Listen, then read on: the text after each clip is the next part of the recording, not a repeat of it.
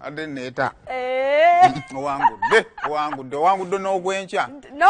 nagwo n'ogwaluli gube gwankya sande kale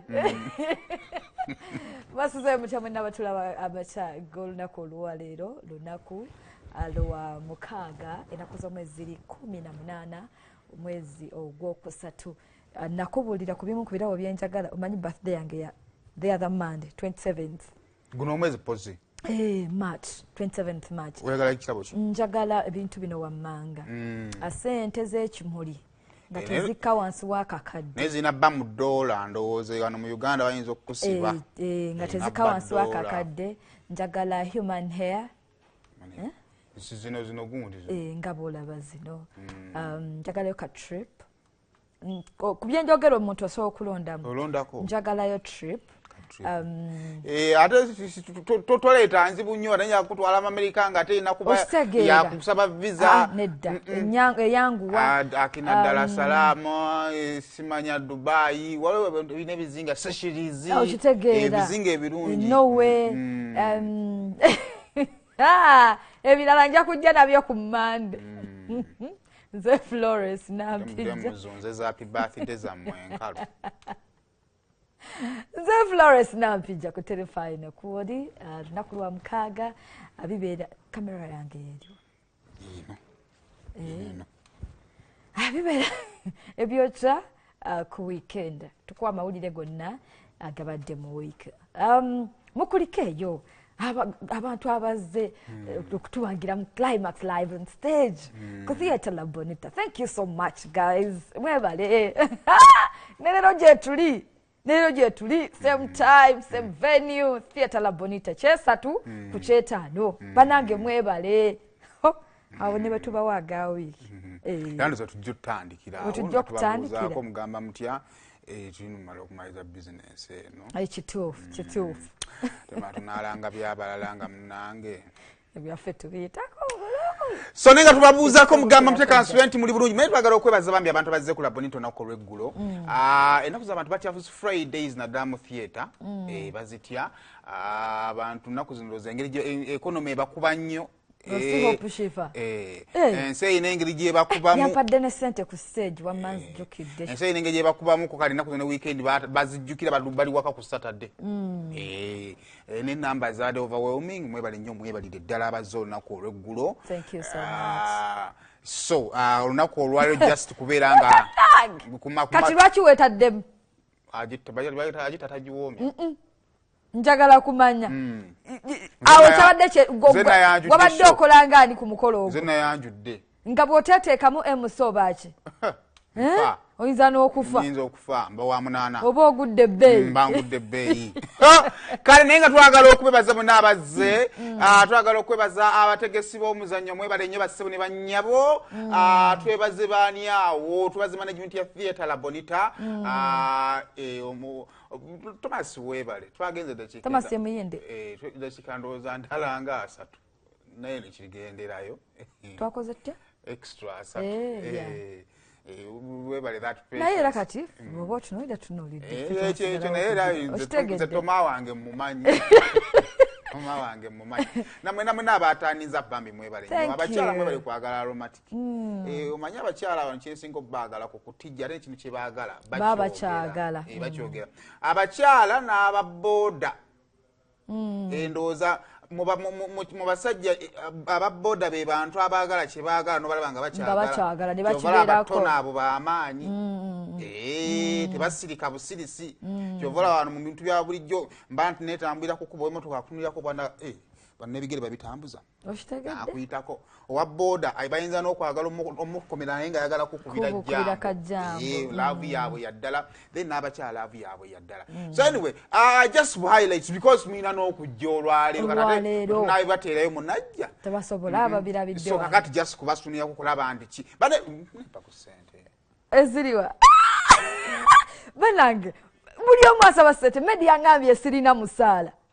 bwe simuwa ku ssente simanya abakazi muteeka feeling mu bintu kakatolo nga bakuwa ssente mubalumya Mwebe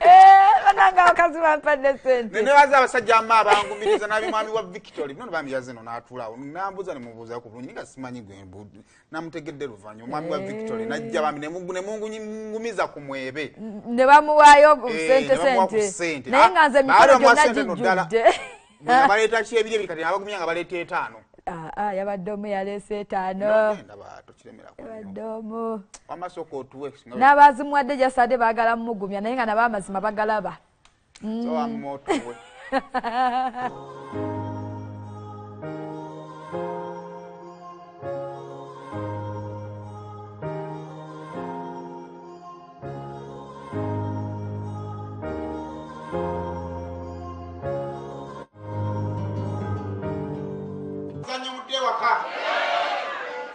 mpuliranga abantu abakulu bokka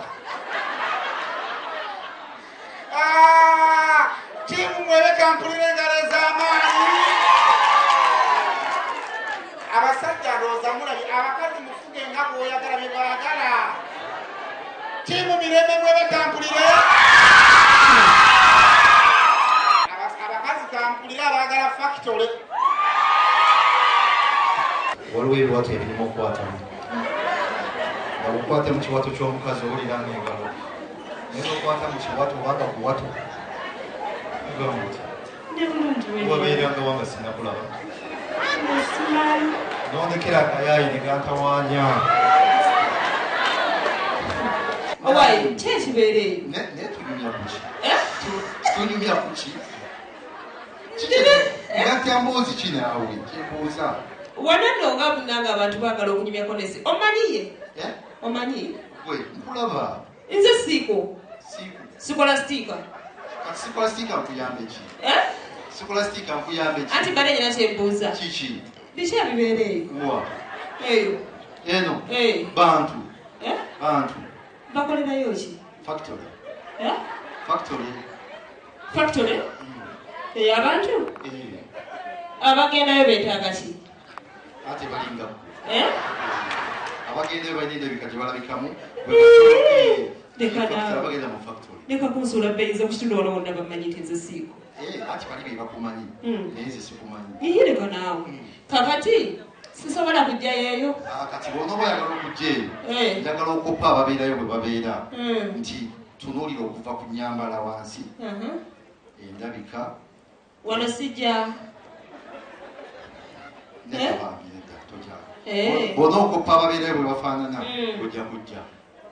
kati kopani yenna gwe kasabuli kulaba agendayo mu factory ng'okoppa gwabeerayo eyo atize kiyinginiya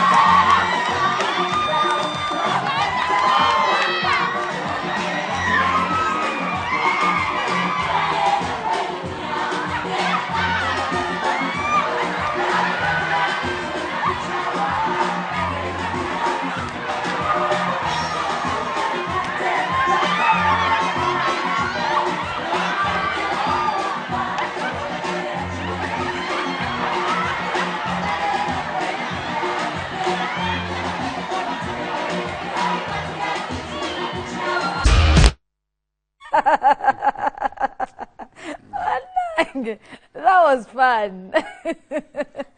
Akyala baagala ebyononese. Abasanyufu nno. Gwe nalabye ng'aveeri naye nga musanyufu nnyo. Obanza siri wa ku nsi eno. kati nganzaawo mbuzi jankuwayo 10 ekyange kubanga okimanyi bakazi bangi bayita mu Mwebe byali ayita mu Mirembe Mwebe newemba sibiitamu nga mpuga mu bibugenze siigulwa bwenti ne bw'oba ogambi kitegeeza biba biyitirivu biba biyitirivu okusinga nti ebitamu abatambula bitambula kati newemba mpuga mu buge ekyange 10 tokijjaayo naye nga babimwe bali kubanga mazze kakati gwe atazza olunaku lwajjo osobola okubanga ojja olunaku olwaleero osobola okubanga naawe agamba nti ku Sande osobola okubanga ojja aze ennaku 3 ate awo tuyingire essawu mu banaatuwulira kale kakati ekyo nno bwekityo bwe kyabadde